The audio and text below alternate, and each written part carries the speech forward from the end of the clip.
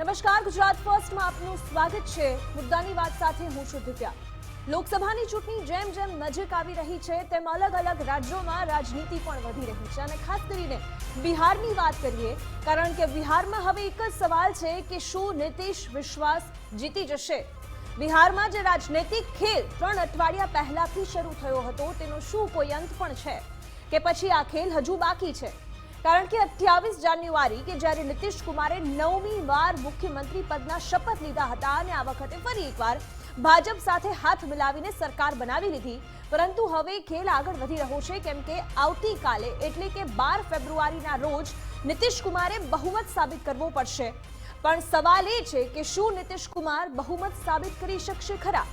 કારણ કે બિહારની રાજનીતિમાં અને ખાસ કરીને બિહારની વિધાનસભાના આંકડાઓ પર નજર રાખીએ તો ખૂબ સહેલું લાગે કે બહુમત કરતા વધુ 6 ધારાસભ્ય છે તેમની પાસે।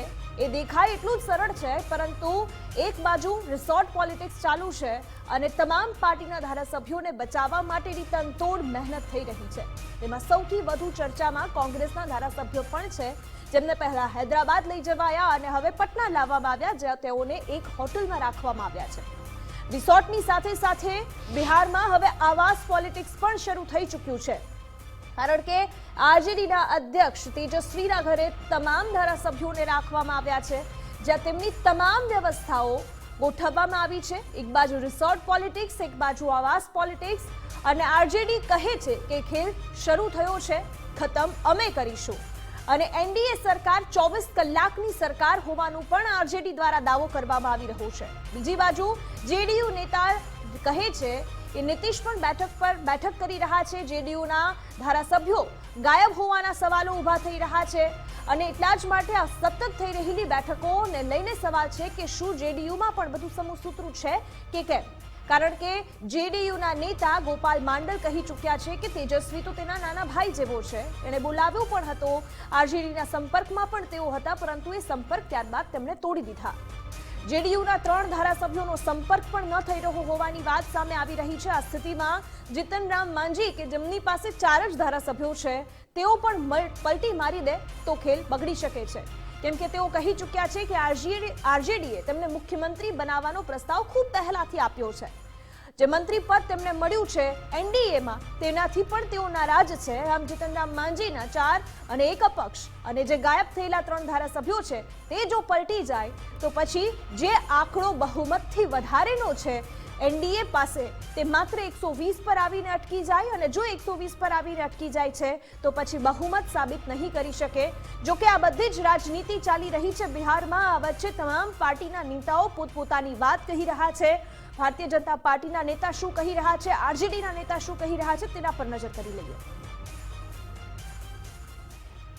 तेजस्वी जी को अपने विधायकों पर, लालू यादव को अपने विधायकों पर भरोसा नहीं, इसीलिए नजरबंद कर लिया है। और नजरबंद करने से कुछ नहीं होगा।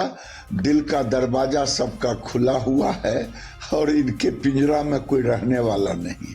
महागठबंधन महामजबूत है, महाविजय करेगा। बिहार के माननीय विधायकों ने ठाना है कि बिहार के भविष्य को बचाना है तो तेजस्वी सरकार बनाना है, और ये जो सरकार एनडीए की बनी है इसके भविष्य का नहीं कोई ठिकाना है। तो ये तो देखिए अब आगे आगे होता है क्या। ये सबको पता है कि जो खेला शुरू किया गया उसका अंत होगा, और खेल अभी बहुत बाकी है। तो कल तो पता ही चल जाएगा। ये सरकार 24 घंटे की मेहमान है, और ये बिहार है, यहाँ सब दिन ऑपरेशन लोटस पर भारी पड़ा है ऑपरेशन लालटेन। સાથે સવાલ એ પણ છે કે ઓપરેશન લોટસ પર શું ઓપરેશન લાલટેન ભારે પડ્યું છે કે કેમ? કારણ કે ચર્ચા એ પણ છે કે આ બાજુ આરજેડી પણ પૂરેપૂરા વિશ્વાસ સાથે કહી રહ્યું છે કે સરકાર તો અમે બનાવીશું, પણ ગણિત માત્ર આ આંકડાઓનું છે। જો આ આંકડાઓમાં ફરક પડે છે તો પછી કંઈ પણ ખેલ થઈ શકે છે। બેઠક માટે જે બહુમતનો આંકડો છે 122નો છે, ટોટલ વિધાનસભાની જે બેઠક છે તે 243 છે। અત્યારની પરિસ્થિતિ પ્રમાણે નીતિશની સાથે જેડીયુ કે જે નીતિશની પાર્ટી છે તેમની પાસે માત્ર 45 બેઠક હોવા છતાં પણ સતત તેઓ સીએમ બની રહ્યા છે। બીજેપી પાસે 78 છે, એચએમ પાસે 4 છે, ઇન્ડી જે અપક્ષ છે તે 1 છે, એમને પણ મંત્રી પદ આપવામાં આવ્યું છે, અને આમ 128 નો આંકડો અત્યારની પરિસ્થિતિ પ્રમાણે થાય છે, જે બહુમતથી 6 વધારે છે. પરંતુ HM જીતનરામ માંઝીની પાર્ટી છે અને જીતનરામ માંઝી તેમને જે મંત્રી પદ મળ્યું છે તેમનાથી તેઓ નારાજ છે. આ સાથે જ્યારે સરકાર બની એ પહેલા તેઓ કહી ચૂક્યા છે કે આરજેડીએ તેમને મુખ્યમંત્રી બનાવવાની ઓફર આપી હતી અને જો અપક્ષ કે જે અત્યારે મંત્રી છે તે ત્યાં જઈને પણ મંત્રી બની શકે છે. આમ જે આ 5 ધારાસભ્યો છે એની સાથે જે 3 ગાયબ ધારાસભ્યો છે એ પલટી મારી જાય તો આંકડો 120 નો થઈ જાય અને બહુમત સાબિત ન કરી શકે. અને જો એ તમામ લોકો અહીંયા આવી જાય છે તો આંકડો અહીંયા 122 નો થઈ જાય છે. આમ આખું જે ઓપરેશન લોટસ છે તે ઓપરેશન લાલટેનમાં પરિવર્તિત થઈ શકે છે. અને આ તમામ પરિસ્થિતિઓના આધાર પર જ આ તમામ પરિસ્થિતિઓને ધ્યાનમાં રાખીને જ આવતીકાલે થનાર જે ફ્લોર ટેસ્ટ છે એ પહેલા બિહારમાં હલચલ તેજ છે.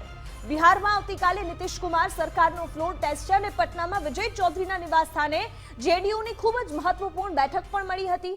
તેજસ્વી યાદવના ઘરે આરજેડી અને કોંગ્રેસના ધારાસભ્યો પહોંચ્યા હતા.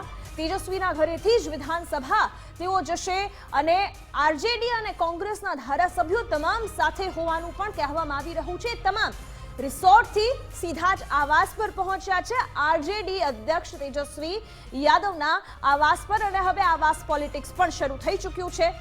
બીજી બાજુ જેડીયુની પણ બેઠકો પર બેઠકો થઈ રહી છે અને એ બતાવે છે કે શું જે ગાયબ ધારાસભ્યો છે, જો કે ચર્ચાઓ એવી પણ હતી કે તેમની સાથે સંપર્ક થયો છે અને તેમના દ્વારા એવું જ કહેવામાં આવ્યું છે કે સીધા જ કાલે ફ્લોર ટેસ્ટ સમયે તેઓ હાજર રહેશે.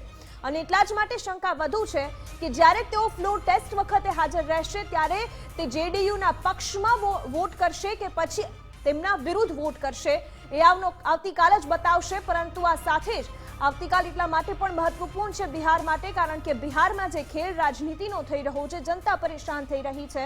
હવે ઓપરેશન લોટસ ચાલે છે કે પછી ઓપરેશન લાલટેન એ આવતીકાલે બિહારના ફ્લોર ટેસ્ટ વખતે જ ખબર પડશે.